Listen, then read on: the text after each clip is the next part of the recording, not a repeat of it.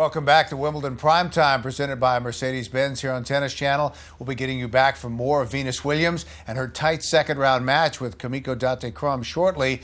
But first, we all know that Wimbledon is a deep source of inspiration for players, for fans, and millions around the world. Working together with Sports Illustrated senior writer Jon Wertheim, here's a case of someone who has taken his love of Wimbledon to an extraordinary level.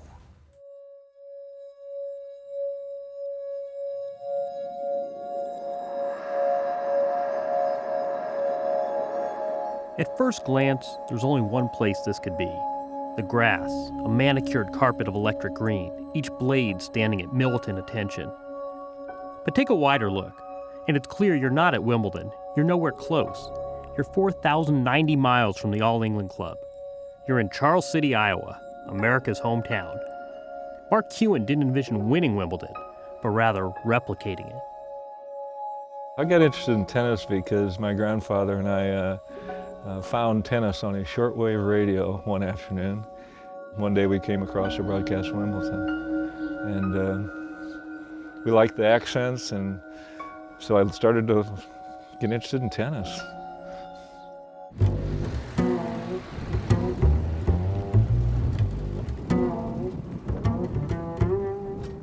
Tell me about this truck.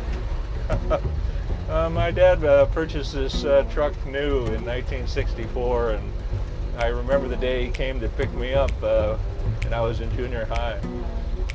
We've had it here ever since. You learned to drive in this? Oh, you bet.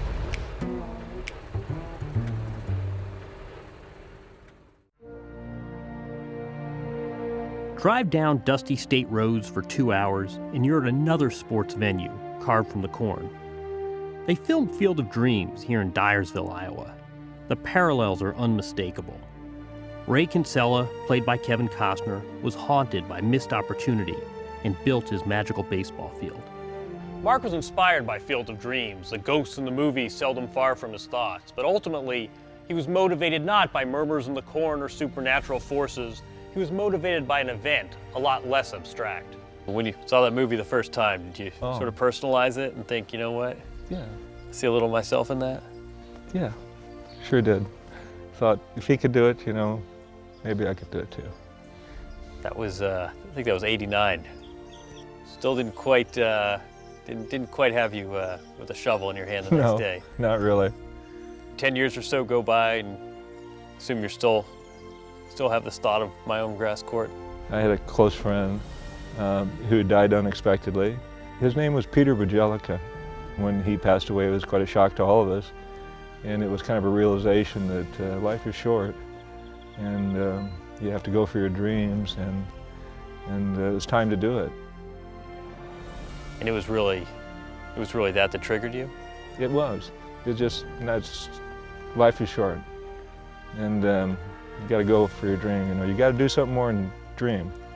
You got to act on it.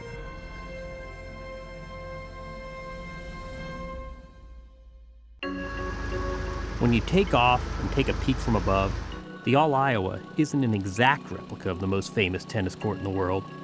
The court is short now, but by fall it can be 8 feet high. And while there might be the word club in the title, it's not nearly as exclusive as the All England. Everyone is welcome here, no one pays. Has having this court changed how you appreciate tennis? Yeah, it has. It's taught me how many people really share my passion for the game. People who come here and go to great lengths to come here tells me that the game of tennis, especially on grass, is important to a lot of people.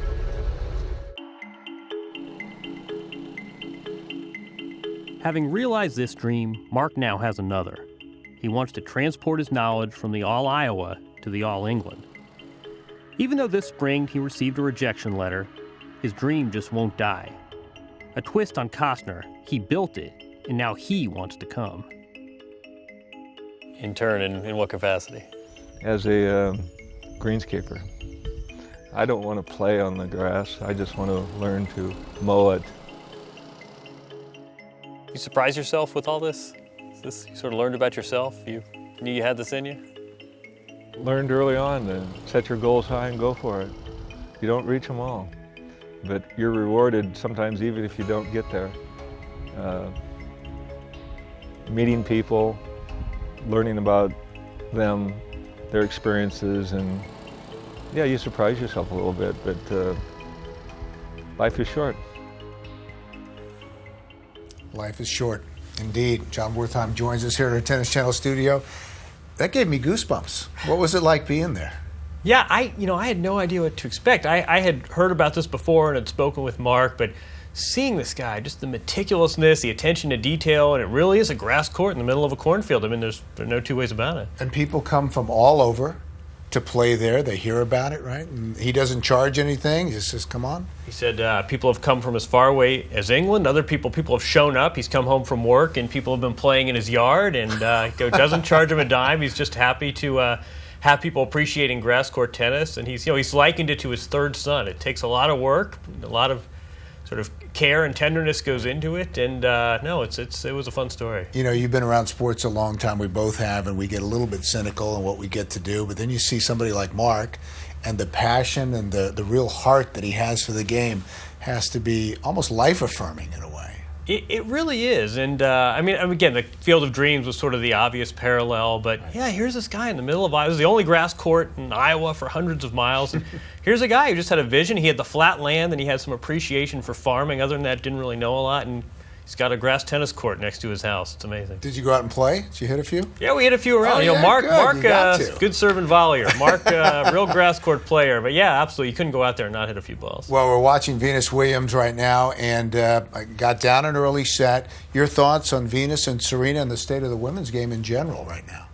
You know, that's gotten a lot of talk. I thought that first set of Venus and Kamiko Date-Crum, that's as good a set of tennis, male or female, as I've seen all year. That was tremendous. And I think, there's a lot of talk. What does it mean if Serena does well after this long absence, or Venus, or what does it mean that a 40-year-old player can still hold their own? But if you look at the quality of tennis being played, I think that ought to silence a lot of people. I mean, this is great stuff. And sure, Venus hasn't played a lot this year, and Kamiko Date is one of the, I think the lone player older than I am. It's always great to see someone in their 40s, but the quality, the entertainment, I mean, it's been a great stuff. And I think if Serena's going to win this tournament and everybody's double faulting and shanking balls into the stands, we can complain about women's tennis. But if she's playing the way she played yesterday, and if women's tennis can feature matches like this one, it's in a pretty good place. I always enjoy reading your insights in Sports Illustrated. Are we in a golden age on the men's side with the three guys, and then you put Andy Murray in there as a fourth?